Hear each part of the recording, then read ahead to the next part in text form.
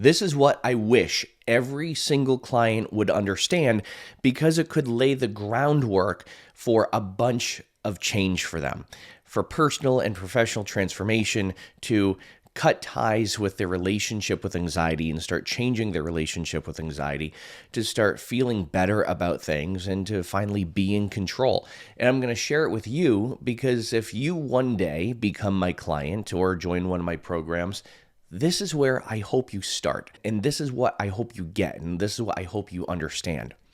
Now, in case you're new to me, welcome to the conversation. I'm Dan Candell. I'm known worldwide as the anxiety relief guy, as the stripper sign so affectionately says behind me. If you're not new to me, welcome back. It's great to have you back as part of the conversation. Thank you for your love and support and encouragement that I get from many of you who listen, who watch, who digest my content, who sign up for my workshops, who sign up for my sessions. I really appreciate it. Let's dive in. This is the one thing that I wish every single person would understand before they start working with me, because it would just make their ability to understand how change works so much easier. What I'm about to share with you is very cognitive behavioral. It's a very rational emotive behavioral as well. And it explains things in such a clean way. And here it is. Our thoughts influence our feelings, our sensations, and our emotions. Our feelings, sensations, emotions then influence our behaviors, our actions, and our reactions, and even our habits to some extent. So our thoughts influence our feelings, sensations, and emotions, which influence our behaviors, actions, reactions, and responses. There we go. I have to say it fast in order to get it all out, because I usually go through it really fast. But here's how this works. When you have a negative thought, or when you think about something triggering, guess what happens?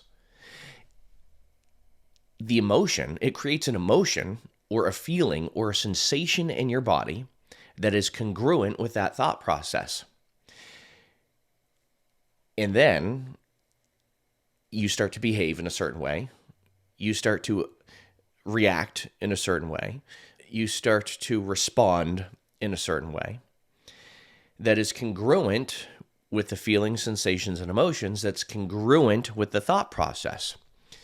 So a lot of people say, oh, trauma is only in the body, and it's only a function of the body, or they'll say it's only a function of the mind. It's not. Trauma, anxiety, stress, all these responses, they are both of the mind and of the body. And that's why if people are only addressing one of those points, they're doing you a great disservice. So I'll give you an example of this. In a moment, I'm going to have you think about something really triggering. And then it's going to create a really visceral response, and it might cause you to act or react in a certain way. Now, brace for impact, get ready, because what I'm about to share with you, what I'm about to tell you to think about, might make you feel really uncomfortable. Trigger warning, this is going to make you feel really uncomfortable. And as a result, you're going to feel some sort of emotion or sensation in your body, which might be a little triggering, which might not really feel nice. And then as a result of that, you might even shut off this video. Guess what? We already did it. What you experienced in that moment is oh my gosh, I can barely talk right now because I've had such a long day with clients, and I led an hour-and-a-half group with about 50 people in the group. Anyway, this is about you, not about me. So what you experienced in that moment was anticipation. You anticipated that you were going to have a visceral response and a visceral emotion. And I said you might even react by turning off the video. Now, if you didn't, I commend you. You're already 10 steps ahead of the game. You didn't avoid, and you didn't take action to avoid or freeze. You're still here. This is awesome. Congratulations. But you see how one thought, when I said to you, I'm going to say something to you that might trigger something in you, it might be uncomfortable. Guess what many of you probably did? Your mind probably started to spiral. If your mind starts to spiral, what's he going to say? What's going to happen? How am I going to feel? What's he going to do? Is he going to throw a coconut at my face? I can't because I'm not there. But where did your mind go? Let me know in the comments. Now, we can take a slightly different angle with this, and I can say something like, think of your ex. What response or what reaction did that prompt when I said, think of your ex? And you thought of your ex, what emotions, feelings, or sensations come up? And when you think of your ex and you get those feelings, emotions, or sensations, what do you want to do? Or what do you want to not do? Or if they were there in front of you, what would you want to do? What would you want to say? Your ex isn't really there. This started with a thought. There's this little anecdote, the Lumiere brothers, and I learned this from my friend Howard Cooper, who I believe learned it from Jürgen Rasmussen, I believe it is, and who pioneered what's called the psychological illusion model.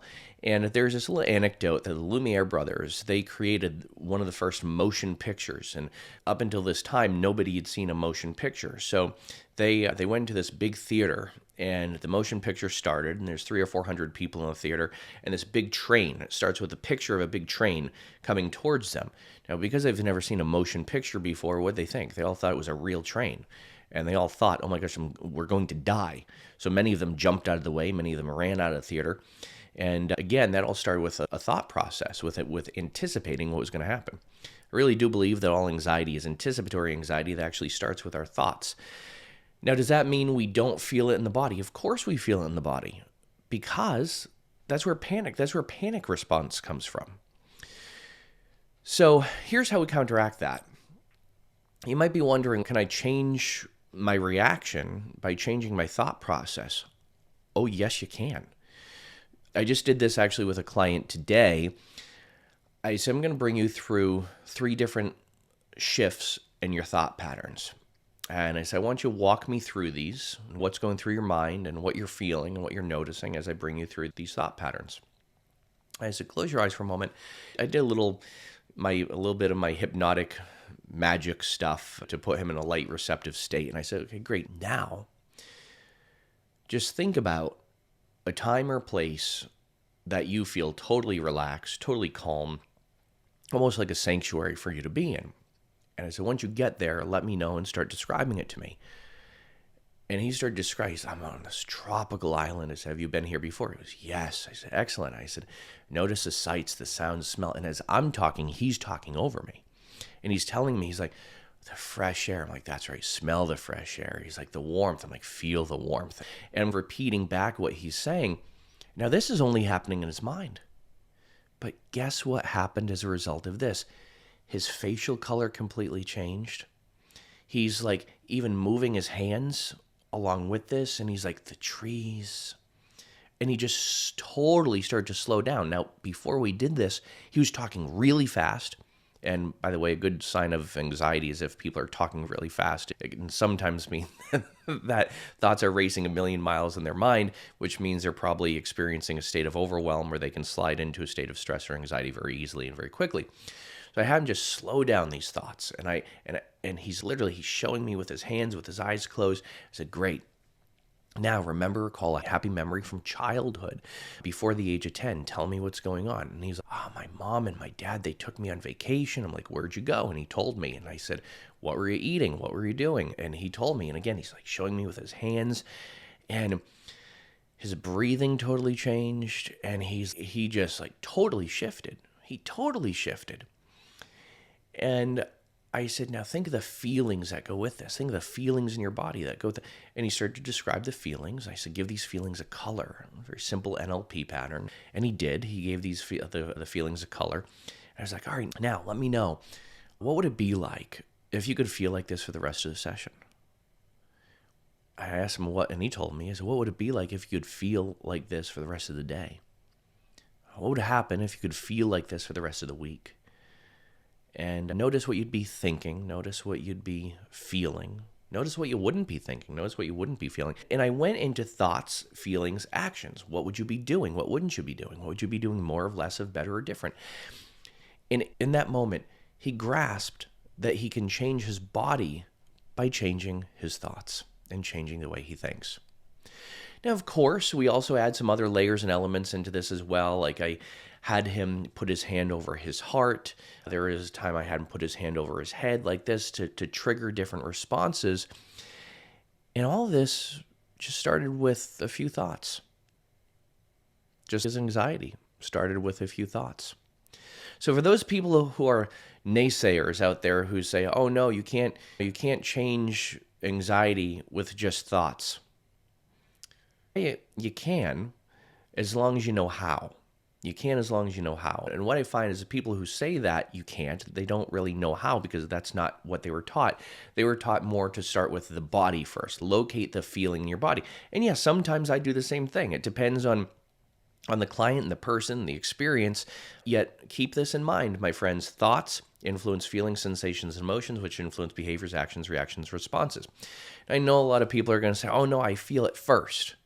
I agree. It feels like you're feeling that stress or that anxiety first, and you don't even realize you're thinking, because you've been conditioned to have that chain reaction or that chain response so fast. However, that feeling in the body, at one time it started with a thought. And usually it's a thought that happens way back when of, "Oh no, what if I'm alone? What if people leave me? What if I'm abandoned?" And that is a thought, right? That worry is a thought. Worries are in the mind, and they can translate to the body, but worries start in the mind. They don't start in the body. And when you're worrying about something, have you ever heard the term, "Oh my gosh, I was worried sick"? Yeah, because you're thinking about all the things that could go wrong. It literally has a negative consequence on your body and on your immune system. This is why it's so damn easy to get sick when you're chronically stressed out all the time, or when you're constantly worrying. You're literally worrying yourself sick. And again, worry is of the mind. It's of the thought. I hope this helps. If we do have the pleasure of working together, if you join one of my programs, please keep this in mind. Thoughts influence your feelings, sensations, and emotions, which influence your behaviors, actions, reactions, and responses. This is so important to grasp. And is this all? No, it's not all. But this is the foundation. This sets the groundwork for you making some pretty earth-shattering changes. I saw it earlier with about 4, maybe 5 of my clients, because I usually, when I start working with people, I usually start off with something very easy yet very effective that I know they'll be able to do. But one of my clients sat in front of me today. He's, "All right, what are we going to do?" And I looked at him, I goes, "I don't fucking know." He said, "I really don't know how I'm going to help you." And he said, "Good. I'm really glad you said that, because if you looked at me and said, 'I'm just going to do this and this,'" he said, "I wouldn't have really believed you. I wouldn't have believed it would have worked, because you don't even know what I'm here for." I said, "No, I really don't." I said, I just want to explain a little bit about my process, some of the things, how I work, not what I'm going to do, but how I work. And then I want to hear from you." And I said, I want to learn about you right now. And I want to create a safe, open space for you to tell me. I said, "I'm going to direct the conversation now. And just know that this conversation is going to be totally different than any other conversation you've had before.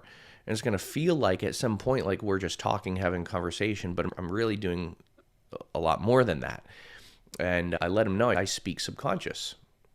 And I already feel like something's going on. He said, "Because it is. And it has been since you sat down, the magic chair change."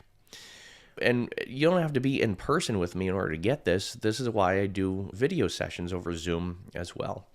So if this is something where you're like, "Dan, I really want to work with you," I totally get it. Absolutely love that for you. Love that for me.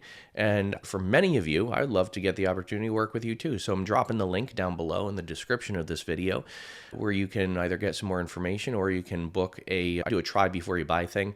It's not try before you buy. It's at the time I'm making this video, I allow people to book one session, which is an intake intro session, where I give you a really profound experience. And it's at the same time them helping you change some things. I'm also doing a vibe check to see if we're going to continue to work together, or to see if it's going to be a one-time thing, or to see if there's something else I'd recommend. I'm dropping the link to that below. I'm also dropping the link to some other useful resources that may be able to help you out, so that way we can reprogram your subconscious mind and your nervous system. You have more wins and losses, more good days and bad days, more breakthroughs and breakdowns, and so life doesn't seem like such a damn struggle anymore. So you get off the struggle bus at the next stop, and things just get easier for you, and that's my goal. Take the unnecessary stress and anxiety out of life. So that way you can do things that you want to do instead of avoiding things all the time. With that said, my friends, hope this helped. This is a little insight into my process. I know I went all over the place, but it's me. That's what we do. As always, be well, do good, be true to who you are. Happy healing, and chat soon.